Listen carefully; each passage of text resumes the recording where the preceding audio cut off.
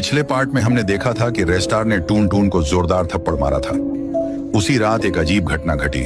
गांव के सब लोग गहरी नींद में सो रहे थे कि अचानक एक गाड़ी गांव के बीचों बीच आकर रुकी। उस गाड़ी से एक चोर उतरा और गांव का सारा सोना लूट कर भाग गया। सुबह जब गांव वाले उठे तो पूरा गांव सुनसान लग रहा था। हर किसी का सोना चोरी हो चुका था। सब लोग दुखी और घबराए हुए थे। वे आपस में पूछने लगे, ये चोरी किसने की होगी? तभी रायस्टार ने कहा, यह काम जरूर टुक टुक ने किया है। रायस्टार सबको अपने घर ले गया और सीसीटीवी कैमरे का वीडियो दिखाया। उस दिन के बाद गांव के सभी लोग टुक टुक से बात करना बंद कर देते हैं। कुछ दिन बाद टुक टुक रायस्टार के पास आया और उसे माफी मांगने लगा, लेकिन रायस्टार ने गुस्से में आकर उसे एक जोरदार थप्पड़ मार दिया। वो बेहोश होकर गिर पड़ा। रायस्टार ने उसे अपनी गाड़ी में डालकर सड़क के बीचों बीच फेंक दिया और गाड़ी उसी के ऊपर चढ़ा दी। वहीं टुक टुक की मौत हो गई। इसके बाद रायस्टार ने उसकी लाश उठाकर नदी किनारे फेंक दी। गांव लौटते वक्त रास्ते में ज्ञान भाई मिले। रायस्टार ने रुककर पूछा, क्या हुआ भाई? ज्ञान भाई ने कहा, कल रात चोरी टून टून ने नहीं की थी, ये चोरी रेड काका ने की थी।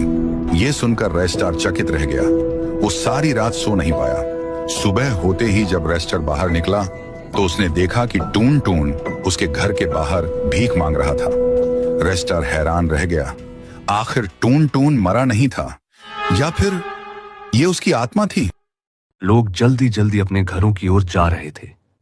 हर कोई बस एक ही बात कह रहा था, जल्दी भागो, नहीं तो टुन टुन की आत्मा जिंदा नहीं छोड़ेगी। गांव में यह मान्यता बैठ चुकी थी कि हर रात सिर कटा टुन टुन पर ही आता है और लोगों के घरों से या सोना चांदी चीर उठाकर ले जाता है।